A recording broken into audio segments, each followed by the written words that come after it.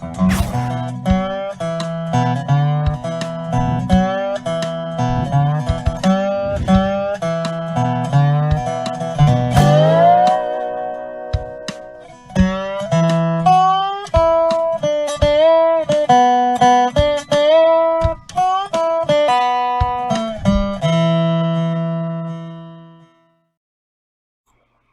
and welcome to Unjustified, where we always cover the truth, the facts, the good, the bad, the ugly on an unbiased and sometimes a very unpopular opinion. So I know all of you has probably seen this with Betty a million times, as well as the other clip I'm about to show you. However, I have saw so many videos, I have seen so many people talk about the red car and the things that was seen on Nate's cam footage. Okay, I've never really put a lot of stock into it. I'm not, I'm being serious here. And again, this could be one of my very unpopular opinions. However, I do just go with whatever I can find as facts and truth, and I try to make rhyme or reason with that instead of jumping off into speculations. I can see this, you see that, she sees a ponytail, he doesn't see a ponytail, kind of thing. So, there is a lot in the discovery, and I know a lot of people that is a big thing to tackle. A lot of people just doesn't have time, and a lot of people also just don't want to sit and listen to it because let's be honest, a lot of it is boring. Doesn't matter how much we try to add our own thoughts and opinions into it. When you're reading all these legal papers and motions and all this kinds of thing, hey, it can get boring. People tell me all the time, hey, I fall asleep to your readings of the discovery. Very understandable, right? Because, yeah, not only is it just because of my voice, which you guys are so nice to say that, I also know it can get very boring, obviously, and I get that. So I was just doing a new part of the discovery and I came upon a part and I was like, you know what? I'm just going to make a video about this on its own, and maybe for some of the people that hasn't read this part of the discovery, or maybe just skimmed over and forgot about it, or, I don't know. There's many different reasons, but I do hear a lot about Betty. I hear a lot about Nate's cam footage, what they see, who they see on it, and a car, okay? You're not alone out there, all of you guys that seen that car going by and thought it was kind of odd to be going by at that time in the morning. You're not alone. So did Detective Baumhover. He thought it was very odd as well. We're going to go all over all that. This is going to be a short video. At the same time, I think it's an important video, and it may help some of you guys. It may answer some questions for you. And then again, it may not. It may just be like, yeah, but that doesn't explain this, or this. I don't know. But I'm just trying to help here, trying to put a few things together for you guys that is really adamant about the car. Okay, so without further ado, let's listen to what Betty says about what time she does leave her house in the morning to go to the gym. I saw it yesterday morning around 5:15 a.m. because I go to the gym then.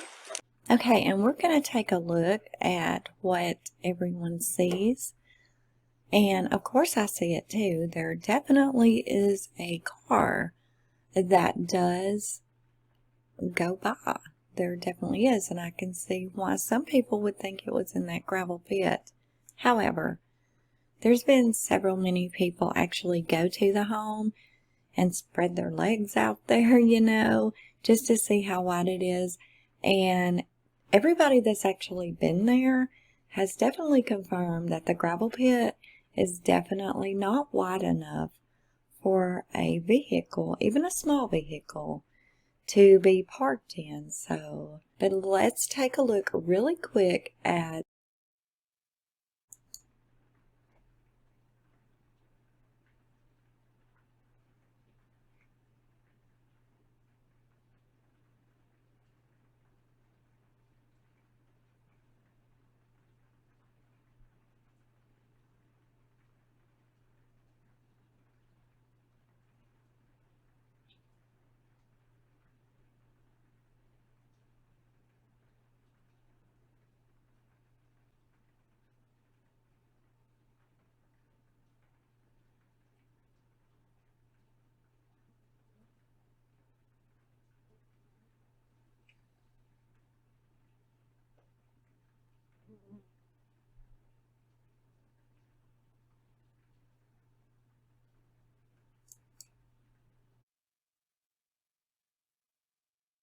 Okay, now in the discovery, starting on page 1971, you will see where Detective Baumhover on November the 12th, 2018, actually filed this report.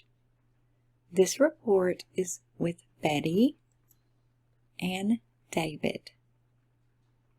And it reads, okay, the following information was documented at the time it was gathered. The date of this report is not indicative of when the investigations occurs. Now listen, this is when he actually did the follow-up with them. On October the 26th, 2018, after reviewing the additional video clips obtained from Nate on October the 24th, I noticed what appeared to be lights from a car leaving the driveway at 2821 Saratoga Trail, which is the residence located directly west of the Watts' residence. This occurred immediately after Chris walked down his driveway and entered his Anadarko work truck that was parked on the street. At approximately 10:50 hours, I met with the residents of that residence, 2821, David and Betty. Initially, I met with David at his front door and asked him about the car that appeared to leave his driveway at approximately 5:15 a.m. on 8/13/2018. David said he normally leaves for work at around 6:30 or 7 a.m. And on 8/13/2018, he left at around 7 a.m. Initially, David said that no one else in his household left prior to him. I asked David if he saw Chris that morning, to which he stated he had not, but offered information about how Chris had parked his truck in the driveway several times recently when he normally did park it in the street. I told David a neighbor's security camera showed a car that appeared to leave his driveway at around 5:15 a.m. David said the car was likely his wife's, as she normally leaves around 5 to 5:15 a.m. to work out at a gym. Just like she just said, we just heard her say it was 5:15 a.m. Upon speaking with Betty, I learned she left that morning 8:13 at 5:15 a.m. and noticed Chris' truck with the lights on. She thought it was unusual because they're typically not on that early. Betty offered information about a barbecue that they had at around 1900 hours on Sunday evening, and that would be at around 7 p.m., 8/12/2018, and never heard or saw Bella or Celeste during that time. She did see Chris a couple of times as he was cooking something on the grill, but the girls never appeared when he walked outside. My meet with Betty and David ended shortly thereafter, nothing further. Well, the girls may have already been in bed. That's a possibility because we do know that they have a pretty strict bedtime of 7 p.m. So for whatever reasons, Chris was barbecuing at about 7 p.m. after he put the kids to bed.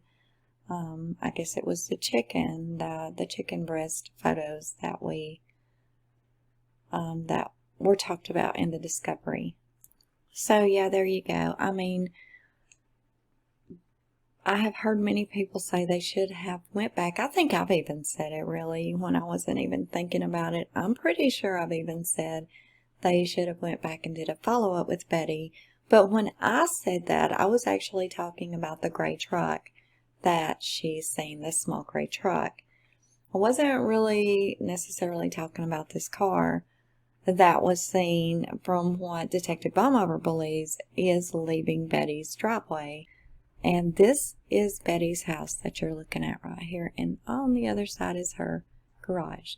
So if her car did come out of her garage, then it's not really very far from that path, which it could possibly be,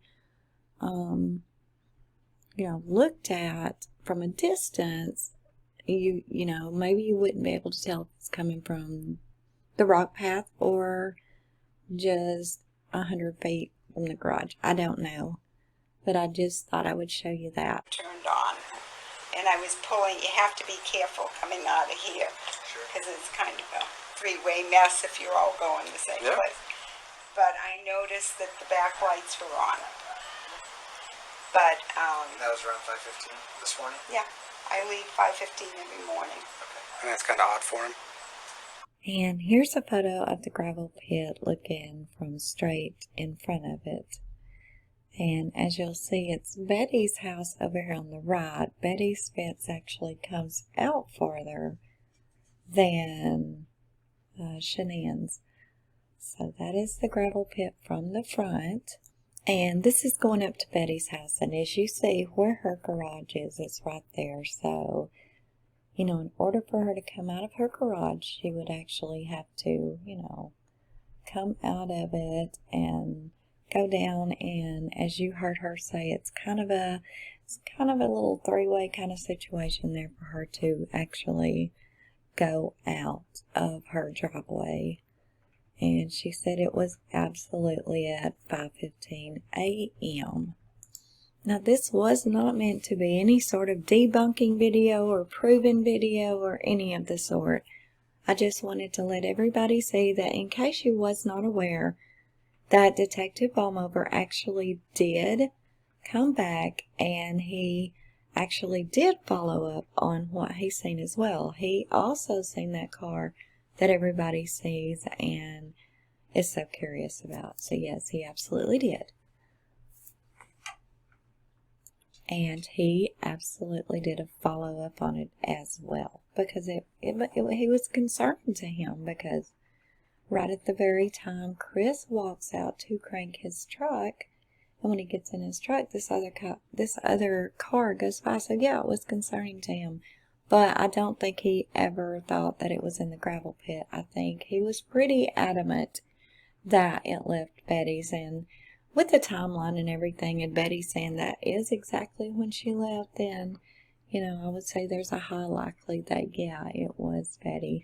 I'm not trying to debunk, and I'm not trying to prove anything, but a lot of people may not have seen that in the discovery. And I want you to know that Detective Baumhover absolutely did follow up about the mysterious car. Okay, guys. Hope this maybe helped somebody. Maybe put your mind at rest, or it maybe brought more questions to you. And that's what I hope it didn't do. I hope this did help some.